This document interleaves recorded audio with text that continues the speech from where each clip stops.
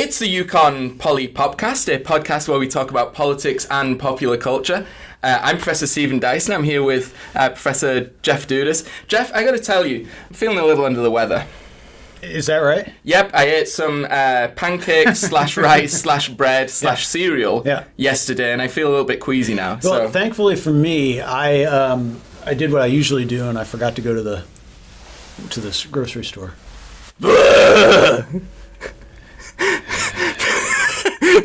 Because I've got the thing. That was fantastic. Thank you. I got the thing. The thing that I've got is the it's props. Yeah. The thing that I've got is obviously the cordyceps infection. Yeah. Why do I have the cordyceps infection? It's because we are here today to talk about The Last of Us, the HBO television series of which we have seen the first 3 episodes. The roses have faded, there's frost at my door. The birds in the morning don't sing anymore. The grass in the valley is starting to die, and out in the darkness the whippoorwills cry. The darkness is falling, the sky has turned gray. A hound in the distance is starting to fade.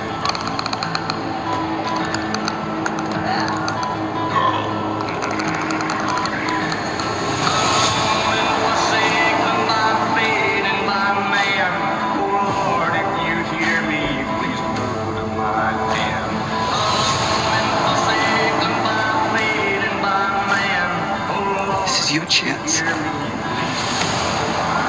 that shot.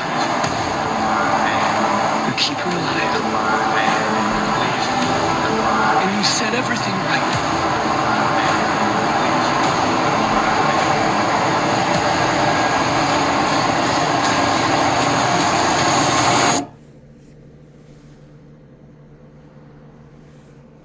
Save her, you can save her. Oh, please understand.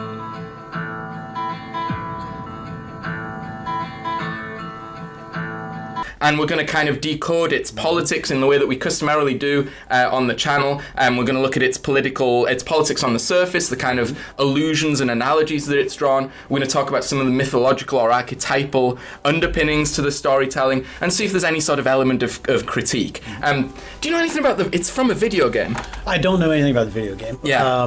It's from a 2013 video game, and one of the showrunners is the creator of the video game, or was the lead writer on the video game as well. Yeah, and the other showrunner is Craig Mazin, who is well known to denizens of prestige television from Chernobyl, which was an excellent, also HBO miniseries. So that's kind of the source text, but we're not going to discuss that at all, largely because we can't. Right. So we're going to take this as purely a work of kind of narrative fictionalized television. Let's start with political allusions on the surface. I think there's quite a lot in the first 3 episodes, actually a lot in the kind of world building or scene setting first episode. It starts in 2003. Late September of 2003. Yeah, what did you see being alluded to or referenced? So this is right. We get that scene in the classroom with Sarah, with Joel's daughter, where there's the portrait of George W. Bush right next to the clock. So this is, who was president at the time. President at the time. The initial scenage is set in Austin, Texas. So this is clearly meant to embed the story in the immediate post 9/11 context. There are consistent references to terrorists, right? And so one of the things that Sarah asks about when it seems like violence is starting to spill out, or when the fungus is actually starting to take over the town, is it terrorists, right? So this is clearly still top of mind, right, for American national security, for world or global security as well. Right, precisely. And this kind of sets it up formally as when there's a time jump into 2023 as an alternate history story, right? And the point of divergence is 2003. There's also, I thought, a very interesting scene from 1968, from Yes. like a TV talk show Yeah. that seems to be explaining the potential origins of the not of the virus. I mean, we're always going to make this mistake of the fungus, not even of the fungus, which is a common cordyceps, is a sort of a very present fungal infection. The thing is, it can't live, as I understand it, at human temperatures, the temperatures of the human body. And then the 1968 thing, it has like one dude who's like, I'm really worried about viruses and pandemics. Which is another politically redolent thing to bring up in our time. And the other dude says, well, I'm really interested or worried about the fungus. Yes. Because it's, it's extremely sort of powerful in the things that it infects. It seeks to control, not to kill. And it can't live at our body temperature. It is put to this second scientist. And the scientist says, well, unless it's, as I understood it, forced to evolve by the world getting a little warmer. Exactly. And so I think the mechanism that they're saying is happening is that the world has got hotter, which has led the cordyceps fungus to adapt. Yes. And a byproduct of its adaptation is that it can now survive in warmer temperatures such as the human body. That's correct. Yeah. So there's a global warming kind of political, like a warning against that. There is, but there's also, it strikes me as meaningful that what's minimized here is the circulation of viruses and bacteria, right? That this is just one, viruses happen to humankind and they get through it, and that's that, and they'll kill a bunch of people, but humans always win. And that strikes differently, I think, in the post-COVID era than it might otherwise, right? Or in the COVID era. And I know that for the showrunners, the idea is there's something that's worse out there, or potentially worse. But it seems a little off note, right? Given the current realities. Yeah, interesting. Yeah. There is in the 2023 that we jump to, there's a functioning government, which is not always the case in some of these kind of post-apocalyptic, I know it's not a virus, but post-virus, I know they're not zombies, but zombie scenarios. In fact, I think it's almost never the case that we get a functioning government in these texts. Think about, as we've talked about a lot, The Walking Dead, right? Yeah. In which there's a clear analog or clear comparator show. But there's lots of others, right? There's lots of other versions of these post-apocalyptic, The Road, the Book of Eli, the 28 Days Later, 28 Days After, I guess. It's this genre, this post-apocalyptic genre, almost always features the complete collapse of civil society. I Am Legend. Yes. We were trying to think of the name of that movie, which similar sort of plague scenario, and there's absolutely no functioning government. The government is called FEDRA, Federal Disaster Response Agency, or something like that. It's an acronym. I thought of FEMA, Federal Management Agency, when that came up. Did you draw the same connection? But it seems to be some kind of combination of management, right? So disaster response, but also national security state stuff. So it seems to be some kind of combination of our analog would be FEMA and Homeland Security. Right. Yeah. Right. With like the army as well, with the military. Exactly. The military involved. Exactly. Which is very interesting given the allusions to 2003 and given that FEDRA rises to power. Clearly, it seems to me pretty much immediately this happened. Instantaneously, apparently. Yeah. And of course, what was going on in 2003 and 2004 was FEMA came to the national consciousness because of its response to a disaster in New Orleans because of Hurricane Katrina. I don't think that's an accidental allusion. Well, so Katrina is in 2006, but there's clear allusions, I think. Great knowledge of contemporary history but here. what is somewhat interesting is like what's happening in 2003 in our actual history is this is, the Iraq War. Yeah. And it seems like Joel is a veteran of the Iraq War. So it seems like the timeline is a little off here. It seems like that has kind of early for him to be a... Right, yeah. So it seems like the Iraq War has already happened. Yeah. Because as I recall, the first episode does make allusions to him fighting, doing combat work. Right. Which would have been... Right. Well, it could have. I mean, so that was March 2003 was the invasion of Iraq. By September 2003, when this is set up, I think you're just about in what was Paul Bremer say, the Coalition Provisional Authority period, which was an attempt to set up a government in Iraq. I wonder how in control of that analogy, or interested in that analogy, the screenwriters are. I was very interested in that setting, and for a specific reason. It's because I'm a big fan of the movie Children of Men, which is set in like 2007 or something.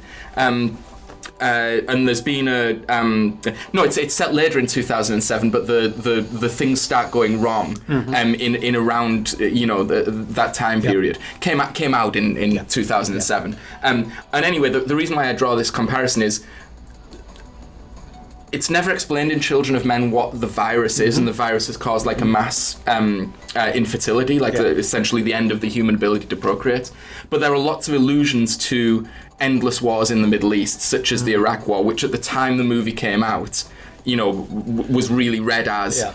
Is the movie saying that this was a great sin that was committed, that somehow either through some sort of chemical release or some sort of divine punishment has led to the end of civilization? And so I did wonder if that was a direction the showrunners were going to go. Yeah. Well, I think this is definitely a post-9/11 text. Right? Yeah. The post-9/11 in American popular entertainment is when you get this real reflorescence of post-apocalyptic stories. Yeah. And it's probably meaningful that the video game is upon which this text is based is from 2013, which is still kind of right in the, as we've talked about, it's right in the heart of The Walking Dead, real popularity. Yes. And so it's definitely a post-9/11 text. It's unclear. The relationship with the Iraq War seems very unclear, though. Okay. And maybe there is none. Maybe it's just something I see as being relevant because of the time period that's not going to come up at all in the show. Fedra is a military dictatorship. Yeah. It faces an insurgency. Yep. The Fireflies. Would it be correct to say, I've nearly called you Professor American, like Captain America, just even more powerful. I'm frequently referred to as Captain America. So yes, exactly. Would it be clear, my professor friend who is a natural-born American, and who is an expert in the American mode of storytelling, or tropes that go through that run through American storytelling, would it be fair to say that in the American context, insurgents are never terrorists, they're always freedom fighters, and they're never fighting a just government, they're always fighting an unjust dictatorship, and they're really like the American revolutionaries against the British, and that's a kind of founding and continuing national myth. That's exactly right. Yeah, that's exactly right, and we see it in full flower in these first two episodes in particular. In the moment in which the Firefly leader, I believe her name is Marlena, recoils at the idea that they're engaged in terrorism, right? Rather than fighting for a cause, fighting for, as in her words, democracy and freedom. But the tactics are guerrilla tactics. We see fighters, sort of lurking around, trying to recruit new members of the insurgency.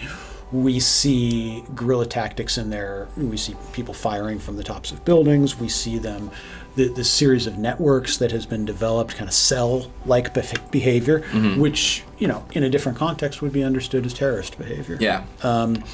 But just in these few scenes, we absolutely get the sense that this is a rebellion rather than an insurgency. And that is consistent with the modal American vision of what it means to fight against tyrannical authority. Yeah. Big government's the real terrorists, bro. Yeah.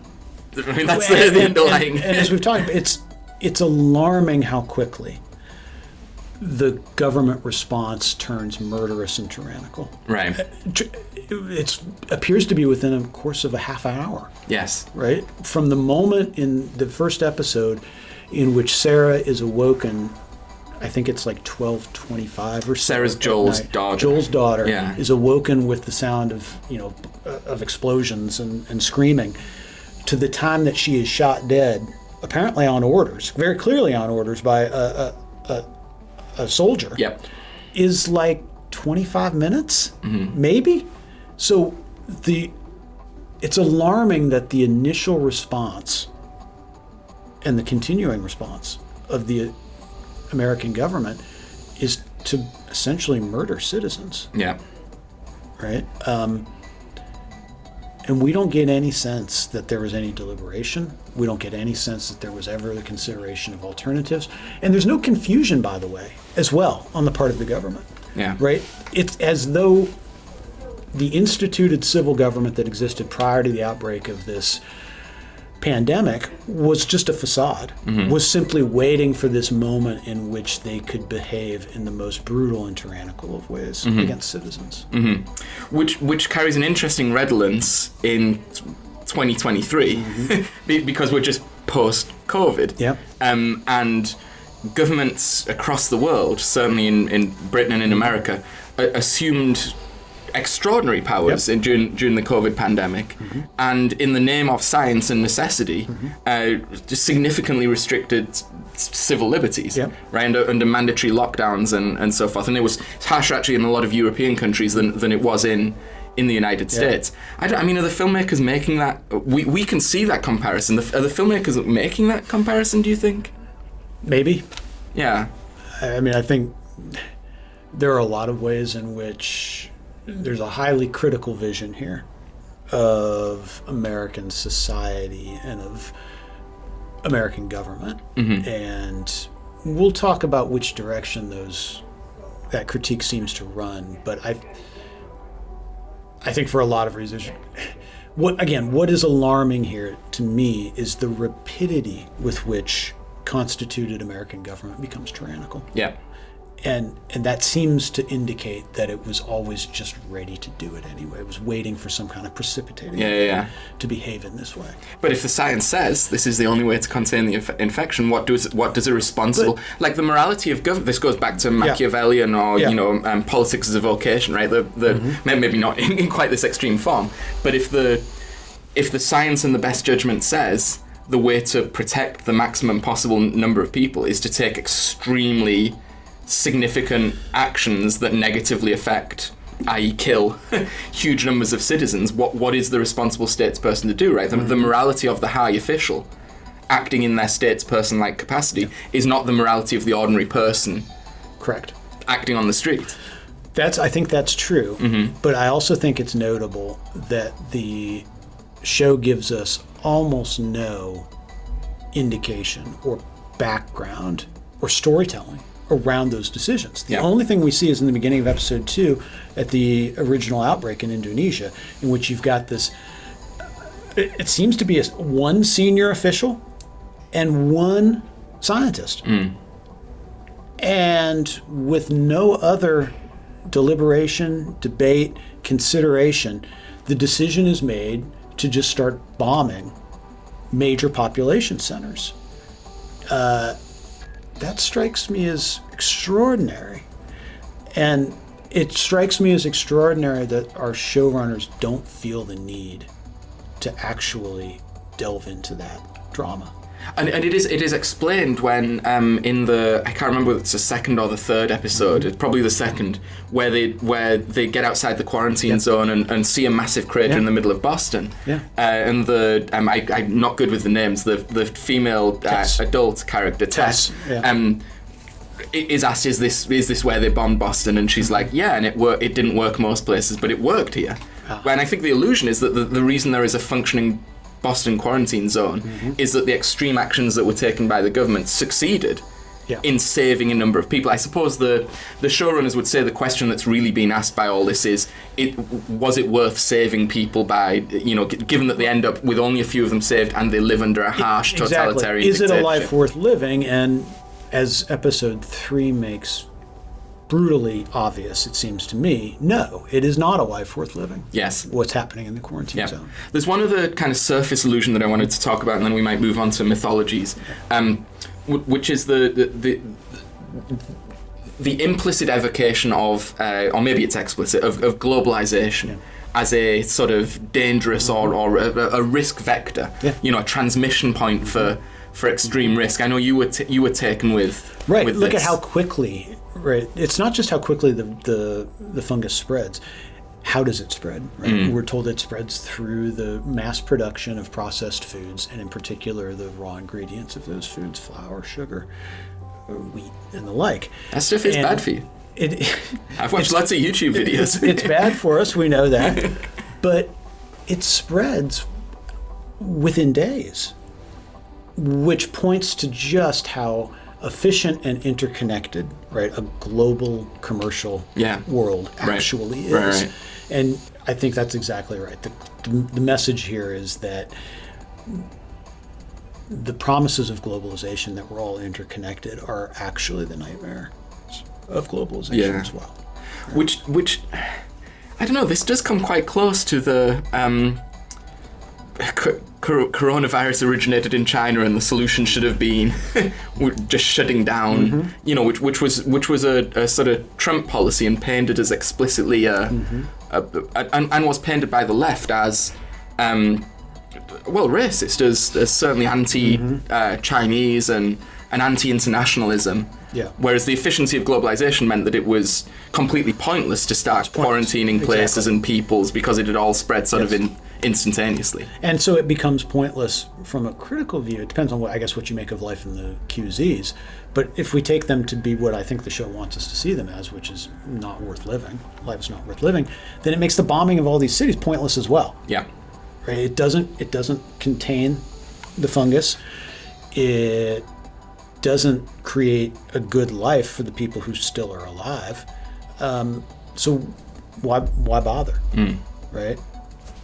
There was one, I think we should move on to kind of mythologies and structures of storytelling that we see here. Just one last point on this. There was a lovely little Easter egg or allusion, I guess, which I picked up on, which is at some point in one of the first 3 episodes, someone is shown wearing a Gaulle Lieberman shirt. Yeah. Gaulle Lieberman was the ticket that ran against George W. Bush. In 2000. And I think it's interesting. The way I took it was, this is a sort of alternate history, right? This is a timeline divergent story where our timelines diverge in 2023 and get us diverge in 2003 and get us to a different 2023.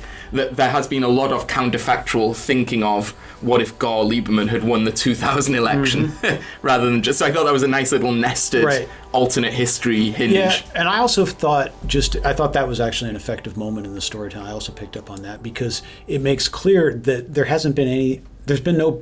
nothing has been produced. There's been no commerce in 20 years. Right? So what are people left to wear? They're still wearing their T-shirts from the early 2000s. Yeah.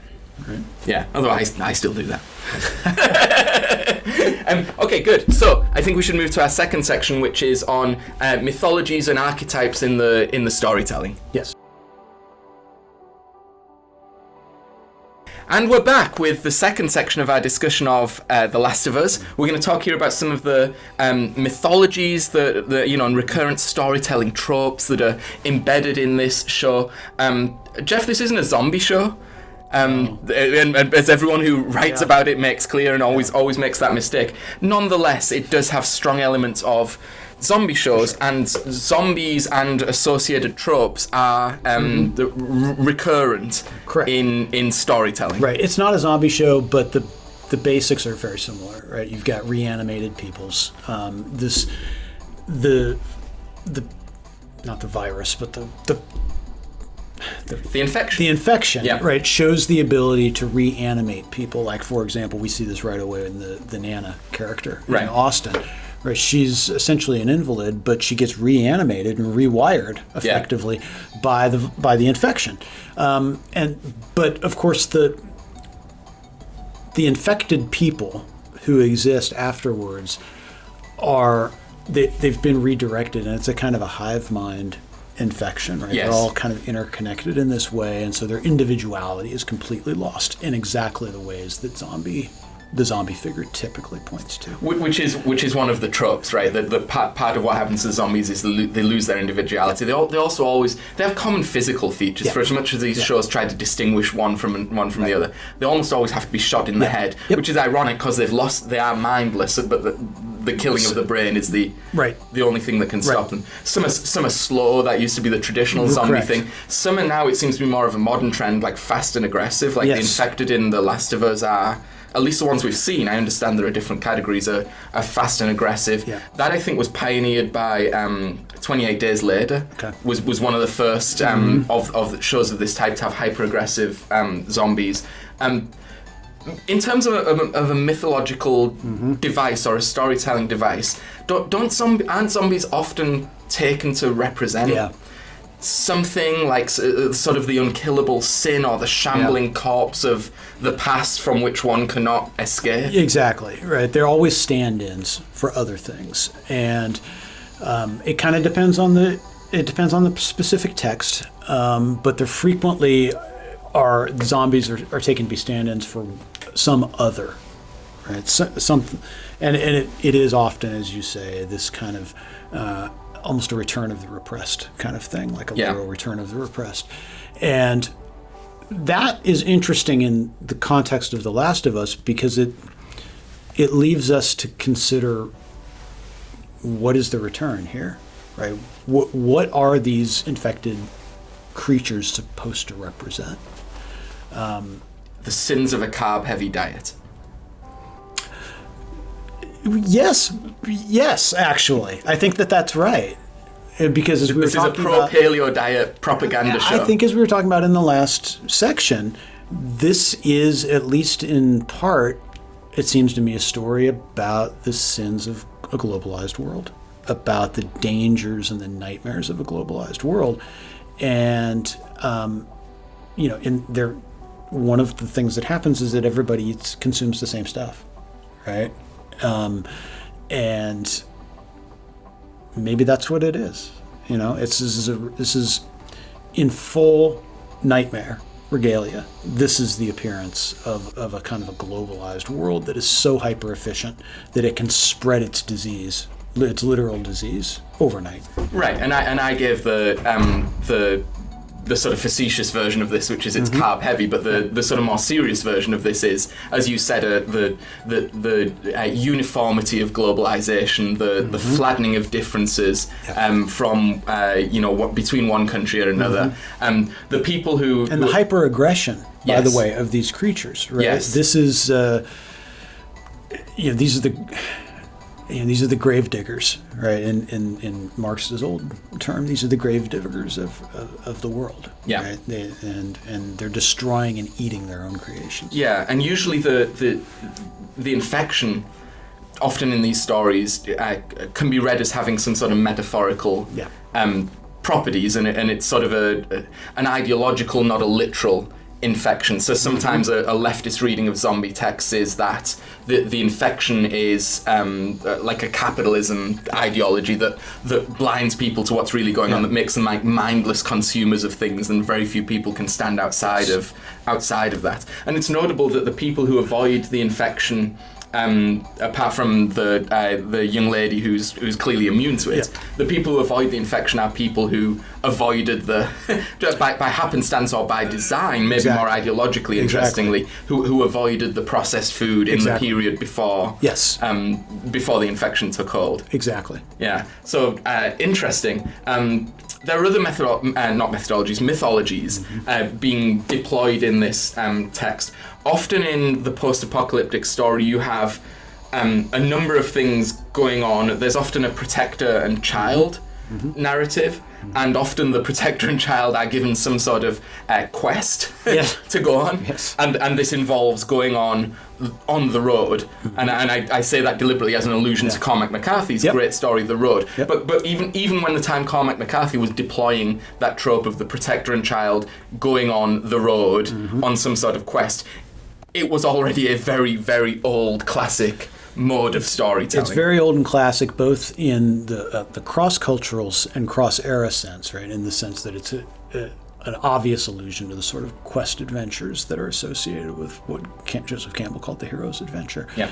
But there's also a specifically American context to this kind of lighting out to the countryside, right? Going to seek one's fortune away from the corrupt city, the corrupt, in this case, literally cannibalizing city, and just kind of finding one's way through the wilderness to seek redemption and regeneration. And we get that a lot in these types of stories. We explicitly are getting that here, because if the quest is successful, what's going to happen? Well, humanity will be literally regenerated because some kind of virus and protection will be developed against the fungus. Is this the same as like the frontier myth, and the lone cowboy who rides? Exactly. Maybe I'm confusing two myths. No, it's all of the same kind of. It's all of the same kind of mythology that emphasizes the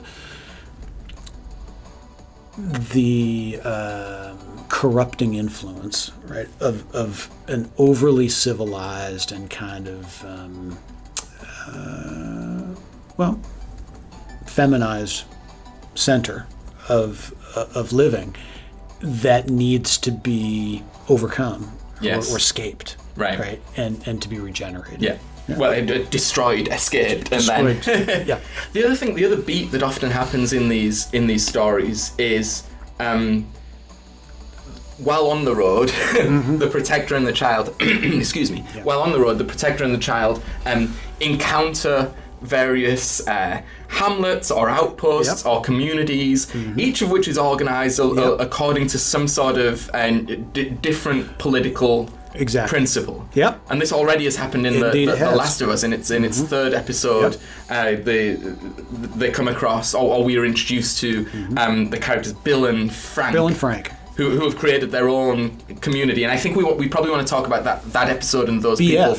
Best friends and boyfriends. Oh yes! Wow. Do you see what they did there? That's amazing. I do. Yeah. That's incredible. Yeah. I think we want to probably talk about that in depth in the third section in critique. But I think it's worth mentioning here. Yeah. Because you're right. That is an explicitly alternative arrangement of how to live. Yes. Right? And it's notable that it's an all male community. It's a suburban community. Homosocial and homosexual. Both. Yeah. Right. And it's very clearly constructed as an exclusionary community that is exceedingly difficult to enter. Right. That dude built the wall. The wall is actually effective here. Yeah. Right. Yeah.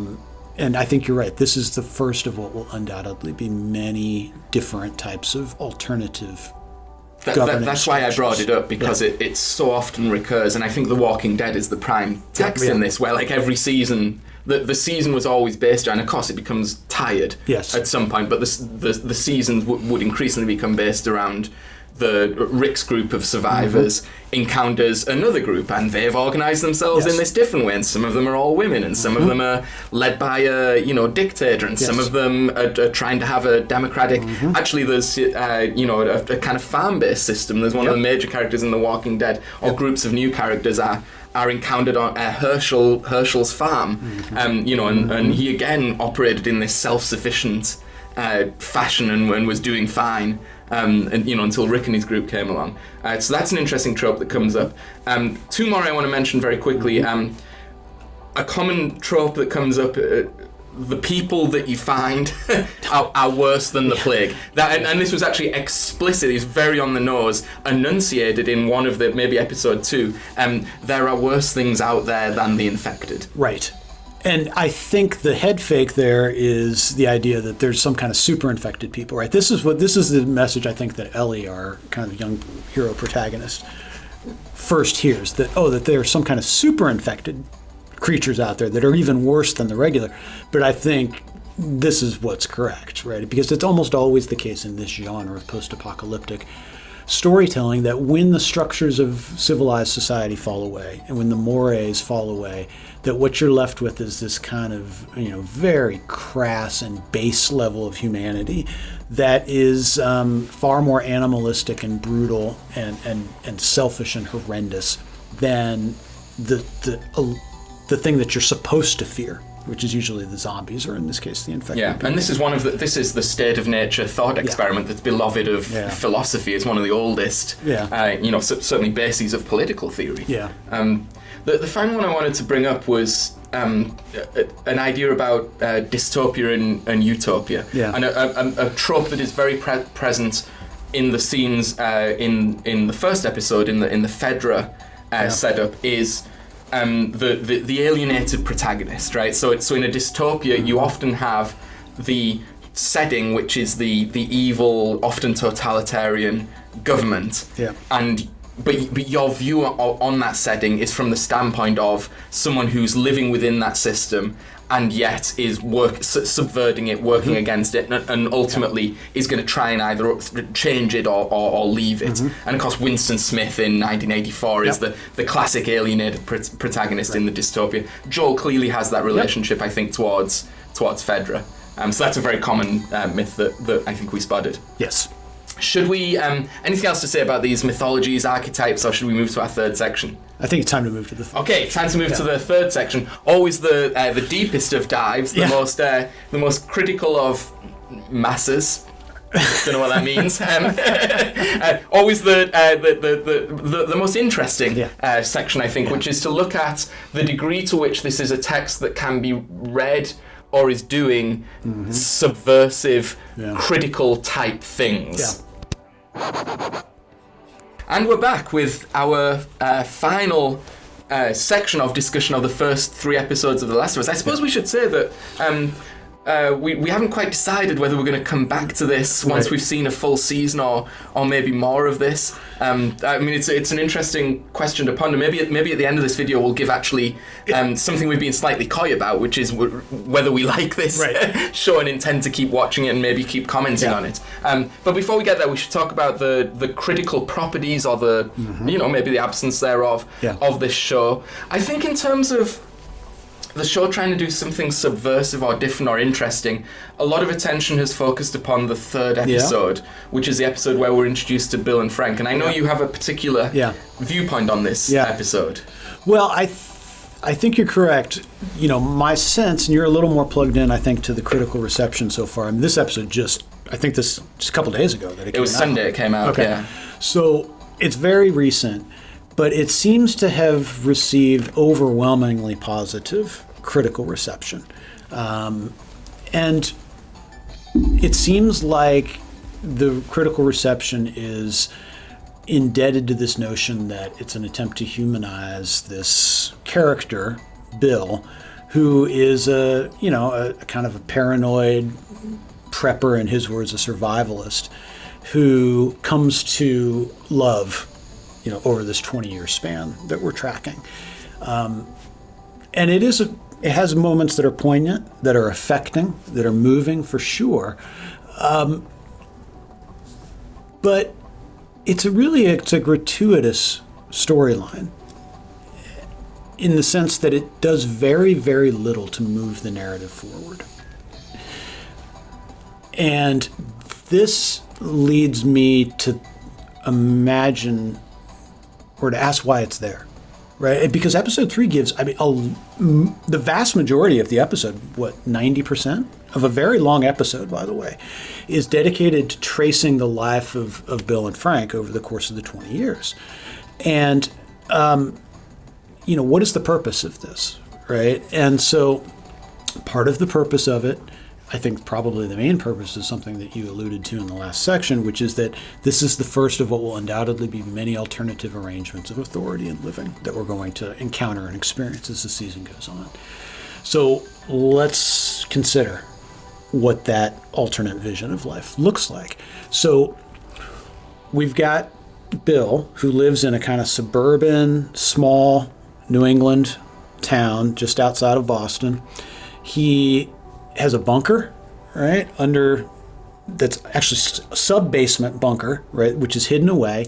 He hits all of the kind of conventions of a anti-government, kind of paranoid conspiracy theory, survivalist. He has the poster of the snake, the don't tread on me. Don't tread on the snake. He's got an extraordinary collection of armed weapons, very advanced and high-tech security kinds of stuff, video cameras, electrified fences, all of this kind of stuff.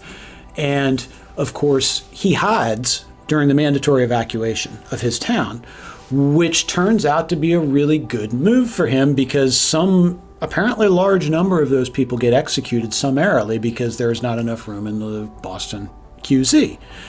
And so immediately what we're told as an audience is that on some level he was correct to be as paranoid and suspicious and cynical of governing authority, especially when you put that together with just the rapidity with which American government becomes tyrannical and murderous, right? Literally a matter of minutes. So right off the bat, it seems to me that the audience is getting the message, and tell me if you think this is right, that Bill is correct, right? That the survivalist, highly paranoid position is the thing that is going to allow him to live a meaningful life, while everybody else has been duped. Yes, well, I think that he actually has an exchange with Frank, Yep. where Frank says something like, you've been telling me this nonsense for years about how the government are all Nazis and it's really a military dictatorship, and Bill says it is, and Frank's like, yeah, it is now, but it wasn't then, and that's what this worldview turns upon, I think. But I think clearly the message we're getting at the audience is that actually it was that. Yes. Right? It's that Frank was one of the deluded masses. Yes. Who didn't see the truth of the thing. Right. Right? So you've got that to begin with. And then think about how Bill's life goes in comparison to every other character that we've encountered so far in these 3 episodes. Goes pretty well. It's a fantasy come true for him. He lives this life in which he is, eventually with Frank, they will essentially run their lives exactly as they see fit. He will become the king, the protector, the denizen of this entire neighborhood. They will live a kind of rural utopian life of outstanding food, clean living. There's lots of room for art. In the old Marxist phrase, they'll hunt in the morning. The preppers have built the communist utopia. They'll eat during the day and they'll philosophize in the evening, and that's really what they do. It's this kind of homosocial and eventually homosexual or homoerotic fantasy life. Yes. That is only enabled because of Bill's clearly correct understanding of the creeping tyranny of American government. Doesn't that seem No. right to you? I understand. So here's what I think the filmmakers are doing. Or I think they're doing. Yeah. And I think you might think they've veered it in one direction rather decisively. I think they were trying to do a sort of both sides subversion thing here. I think they were trying to subvert the right-wing fantasy of the prepper figure by having him be gay. Yep. Right, and I think the assumption from what I assume are liberal who knows, but statistically, liberal filmmakers is that will prove incredibly challenging to a right-wing prepper person. Yeah. And I think they thought they were subverting the kind of hard right image. I think they also believed they were subverting the left's view of what the right is by humanizing and the right-wing figure and making him an extremely caring person who's actually very cultured and is not just the kind of stereotype of the person with it's the an don't appeal tread to on me. sentimentality in order to humanize. And I think it's supposed to be both sides subversive. Yes. Now is that successful is an interesting question. So it might be successful if we were to consider this 3rd episode on its own. But I think when put against the weight of the other kinds of things that are happening here, in particular what appears to be this pretty savage critique of globalization, and this notion that the rapidity and the thoughtlessness with which governments become tyrannical and murderous,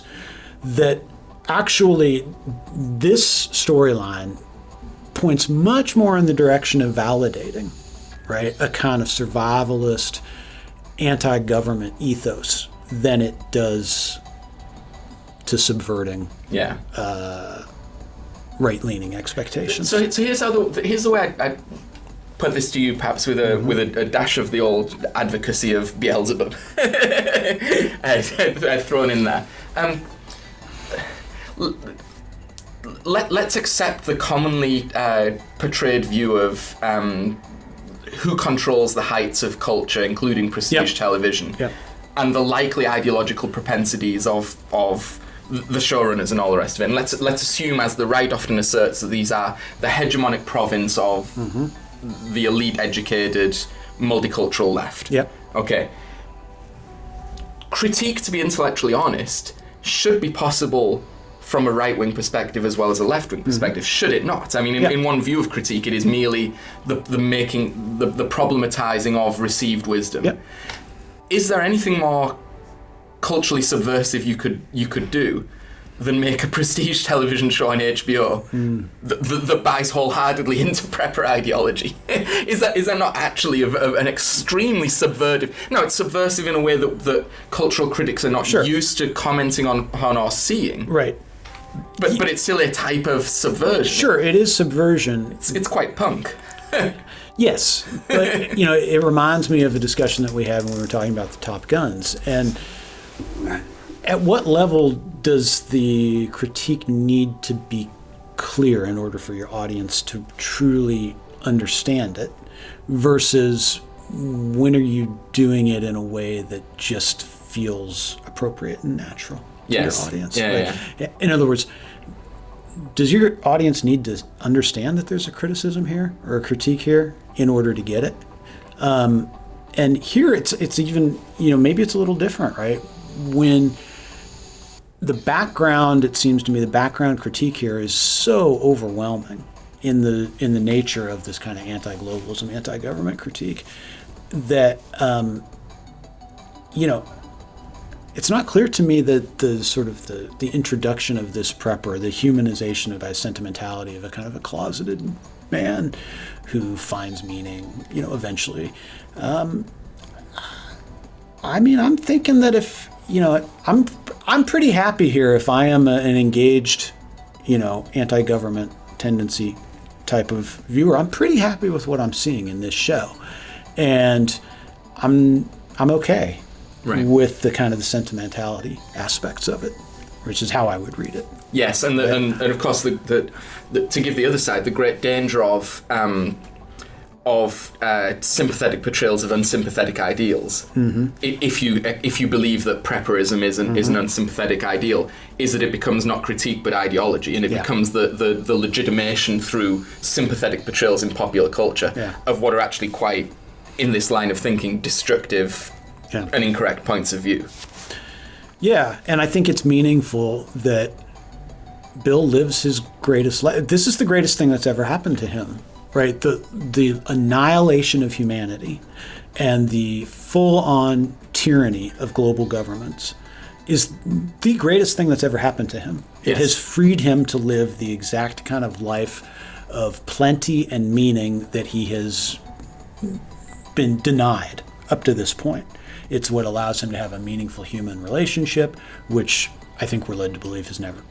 Probably the first one in his life. I think that conversation is had, and it's explained that he never has had sex. Any kind of meaningful human relationship, right. And so this is the greatest thing that's ever happened to him. And by the way, whose life is very clearly the best life that's being lived throughout the show. Yeah.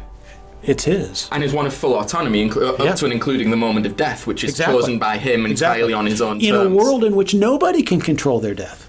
Yes. Right? And which is a point that had been made clear to us in the second episode. For many, it's impossible even to die. You are reanimated by the by the fungus and kept shambling Remember through when the world. Tess, at the end of episode 2, after she's become infected, she says, well, at least I was lucky to make it this long. Yeah. Right? So you have no control in this world at all. Maybe you never have any control, right? But one of the great fantasies, it seems to me, of life and death is being able to control the exact moment and the exact person with whom you expire.